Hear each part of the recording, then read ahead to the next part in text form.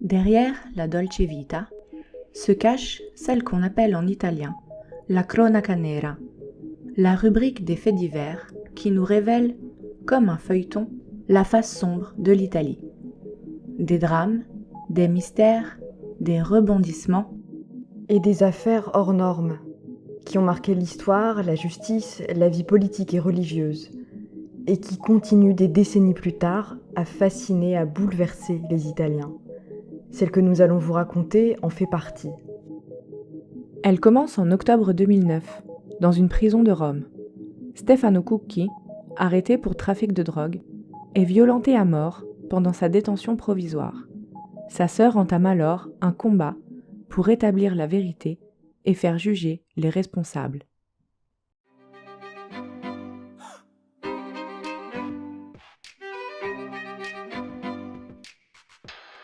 Giovedì Crimini. Tous les jeudis, une affaire criminelle qui raconte l'Italie. Attention, l'épisode que vous allez écouter contient des mentions de torture, de violences policières et d'usage de drogue.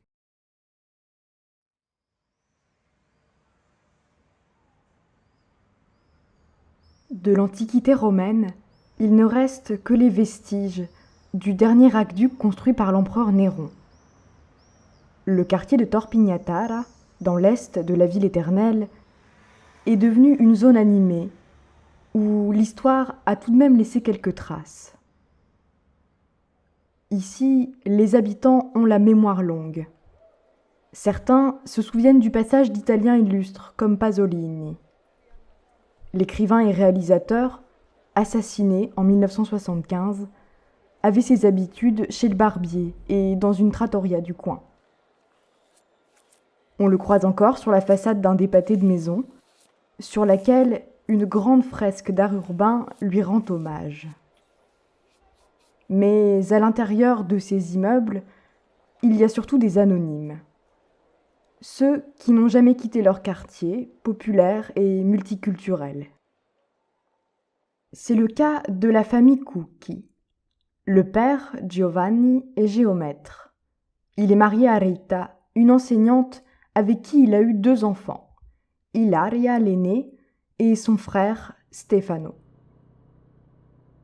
Lui travaille avec son père sur les chantiers. Cet emploi est censé lui offrir une stabilité qu'il a tant de mal à trouver. Car dès l'adolescence, Stefano a pris un mauvais chemin. Très jeune, ses fréquentations l'ont incité à consommer des drogues. Et il a commencé à avoir des problèmes d'addiction. Depuis, il multiplie les séjours en centre de désintoxication. Il est aussi sous traitement médical à cause de son épilepsie.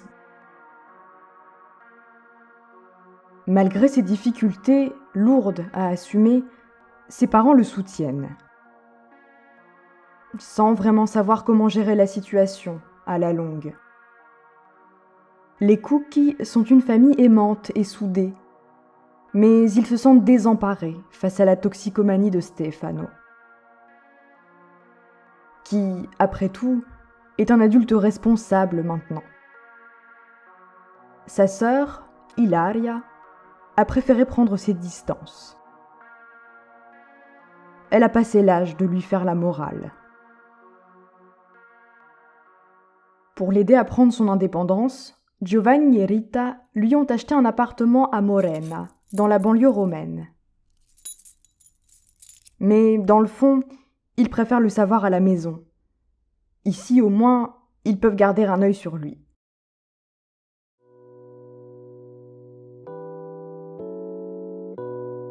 Stefano leur rend souvent visite. Il assiste aux réunions de famille et n'oublie pas les anniversaires. Pendant l'été 2006, il les rejoint pour fêter celui de son père.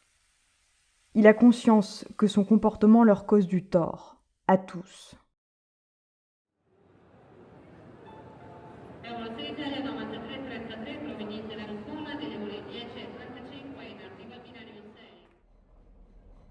Cher papa, je t'écris dans le train. Ce train que j'ai pris si souvent dans mon désespoir et qui ne m'a jamais conduit à destination. Maintenant, ce train me mène à toi, qui est sûrement la personne la plus importante de ma vie.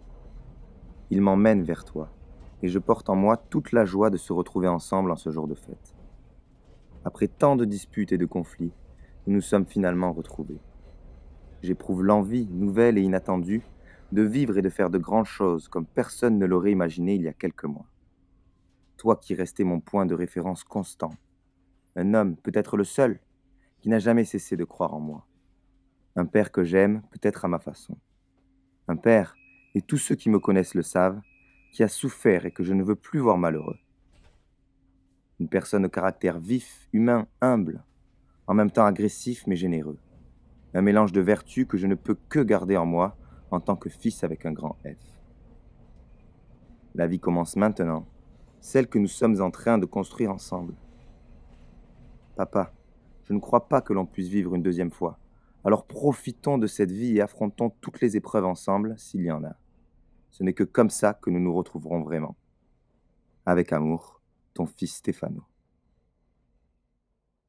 Les mots de Stefano ne suffisent pas à rassurer ses parents. Et le passage du temps n'y fait rien non plus. 3 ans plus tard, le jeune homme, qui a désormais 31 ans, dit en avoir fini avec la drogue. Giovanni et Rita voudraient y croire, mais ils ont appris à rester sur leur garde. Ils sont lassés des promesses et des déceptions. Le 15 octobre 2009, Stefano va se dépenser à la salle de sport.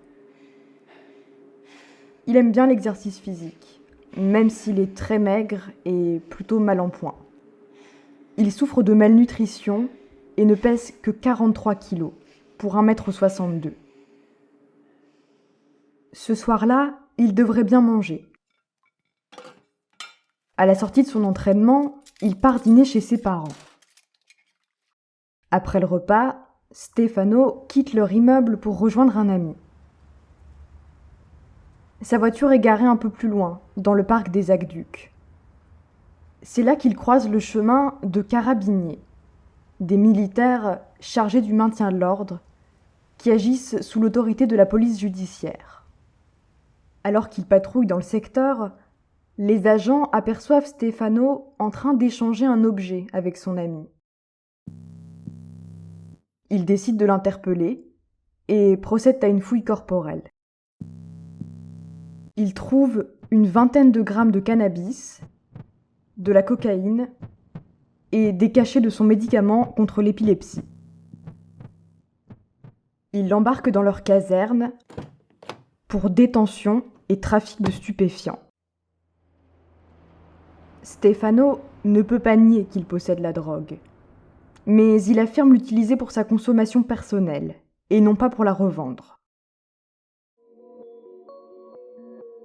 Au beau milieu de la nuit, ses parents sont réveillés par une perquisition à leur domicile. Les carabiniers cherchent l'endroit où Stefano pourrait planquer ses produits. Ils ne trouvent rien, mais il est quand même placé en garde à vue. Les carabiniers retiennent Stefano pendant des heures, sans l'autoriser à contacter son avocat. Ils s'occupent déjà de lui, pour d'autres antécédents judiciaires, sans lien avec le trafic de drogue. À l'issue de son interrogatoire, Stefano est emmené en détention provisoire à la prison de Regina Coeli, dans le célèbre quartier de Trastevere. L'établissement pénitentiaire, au cœur de Rome, est connu pour être le plus grand de la ville. Et aussi pour ses conditions d'enfermement déplorables. Les cellules sont exiguës et mal entretenues. Les signalements pour maltraitance et violation des droits des détenus y sont fréquents. Pour acter son arrestation, Stefano est convoqué à une première audience. Le prévenu se présente dans la salle, dans un état physique très critique. Un état dans lequel il ne se trouvait pas à son arrivée à la caserne. Il arrive tout juste à marcher, en boitant, et son visage est complètement tuméfié. Il prétend être tombé dans les escaliers, alors que les marques sur sa peau montrent bien qu'il s'est fait tabasser. Personne ne peut croire à son mensonge. Lorsqu'il répond aux questions de la juge, sa voix est à peine audible. Il s'excuse de ne plus réussir à s'exprimer correctement. Il est accompagné par un avocat commis d'office, un parfait inconnu, qu'il découvre sans avoir pu préparer sa défense. L'avocat de la famille Cucchi, que Stefano connaît bien, n'a jamais été appelé. Ses parents, eux, ont été mis au courant, même si on ne les informe que du strict minimum. Son père a pu assister à l'audience, mais rien de plus. Après son passage expéditif au tribunal, Stefano retourne dans sa cellule en attendant son procès accéléré prévu le mois suivant, en novembre 2009. Son état de santé continue à se dégrader de manière très préoccupante. Il est ausculté par des infirmiers qui demandent son hospitalisation. Au fil des jours, sa situation ne fait qu'empirer. Le jeune homme n'arrive même plus à s'alimenter ni à uriner, et un de ses yeux ne s'ouvre plus. Les médecins répètent qu'il a besoin d'être soigné d'urgence, mais il refuse systématiquement d'être pris en charge.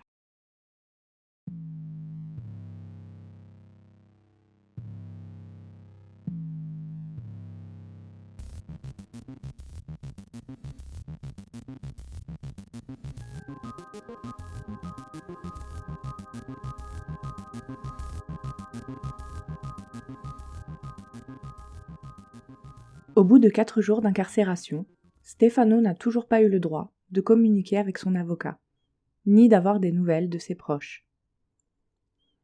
Ses parents savent qu'il est souffrant, mais sans imaginer qu'il est en fait mourant. Ils se rendent à Regina Coeli et insistent, sans relâche, pour lui rendre visite. Mais en vain. À ce moment-là, le détenu ne pèse plus que 37 kilos. Il est emmené contre son gré à l'hôpital. Mais il est trop tard. Le 22 octobre, Stefano meurt dans son lit, après une longue agonie.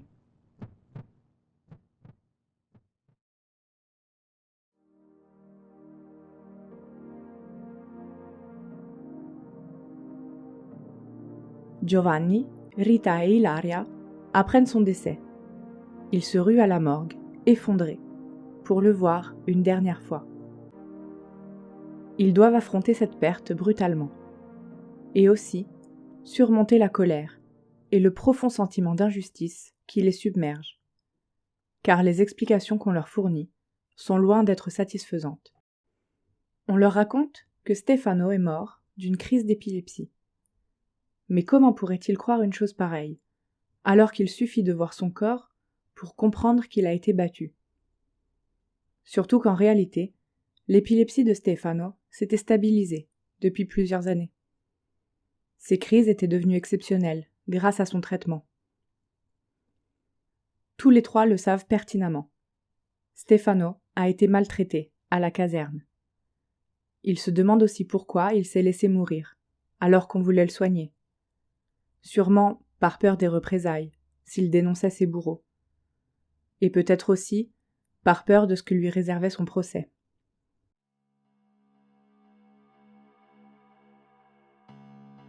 Quelques semaines après la mort de leur fils, Giovanni et Rita retrouvent 1 kilo de cannabis et plus de 100 grammes de cocaïne dans son appartement de Morena. Une quantité de drogue si importante qu'elle était forcément destinée au deal. Stefano devait se douter que sa marchandise serait saisie tôt ou tard, avec toutes les conséquences que ça aurait impliquées. Après avoir signalé cette découverte à la police, sa famille décide de tout mettre en œuvre pour obtenir et faire reconnaître la vérité, en particulier sa sœur, Ilaria. Elle s'entoure d'associations de défense des droits humains. Elle manifeste dès que l'occasion se présente, en brandissant la photo de son frère. Et elle obtient le soutien de l'opinion publique. Ce n'est que le début du combat de sa vie. Un combat de David contre Goliath. Car le pouvoir de l'institution pénitentiaire est écrasant, et l'omerta règne sur les violences policières.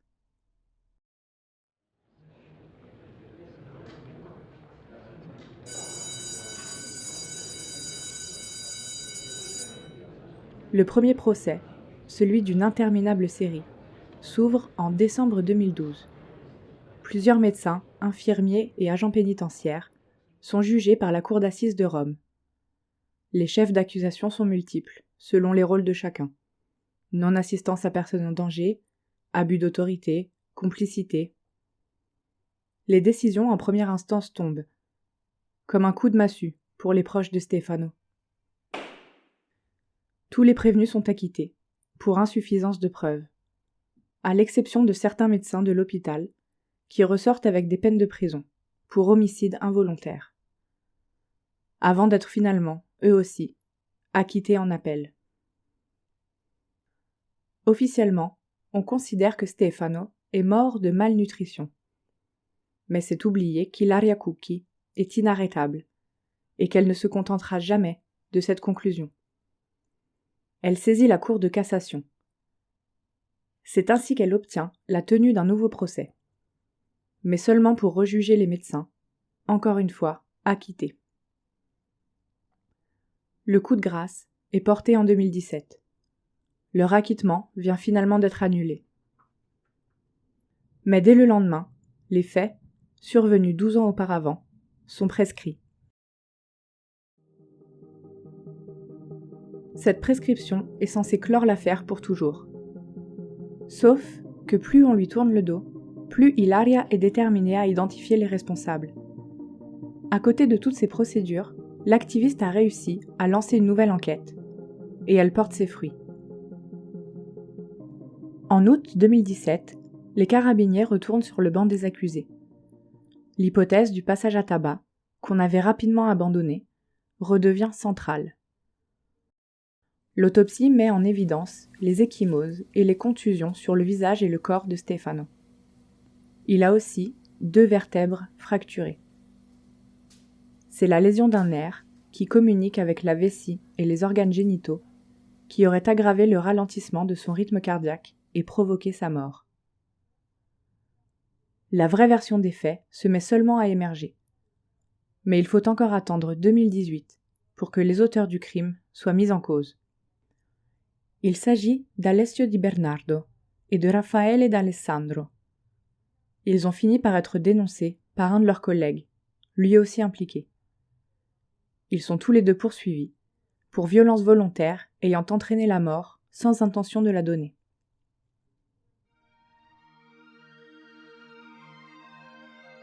Le scandale fait éclater toute la brigade, y compris leur chef, le maréchal Roberto Mandolini, accusé d'avoir falsifié les procès-verbaux de Stefano, et d'autres carabiniers, suspectés de dissimulation de crime. Le combat acharné d'Ilaria commence enfin à aboutir. L'affaire touche toute la société, jusqu'aux plus hauts gradés italiens. Giovanni Nistri, le commandant général de l'armée des carabiniers, exprime son soutien à la famille Cucchi. Et il promet de faire la lumière sur la mort de Stefano. En mai 2021, Di Bernardo et d'Alessandro sont condamnés en appel à 13 ans de prison. Mandolini écope quant à lui de 4 ans de réclusion, pendant que plusieurs carabiniers sont encore en procès.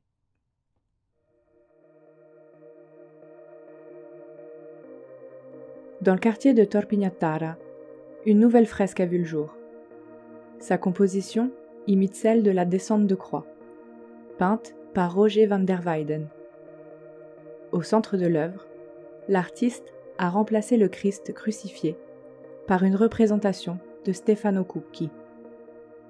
Un symbole fort pour ne jamais céder à ceux qui voudraient enfouir la vérité.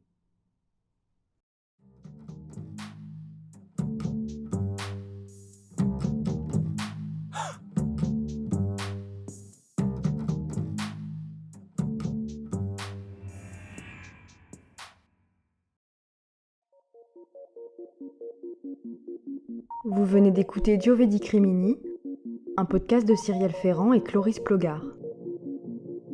Rendez-vous sur nos réseaux sociaux pour réagir à cette affaire et suivre l'indice qui vous mènera au prochain épisode.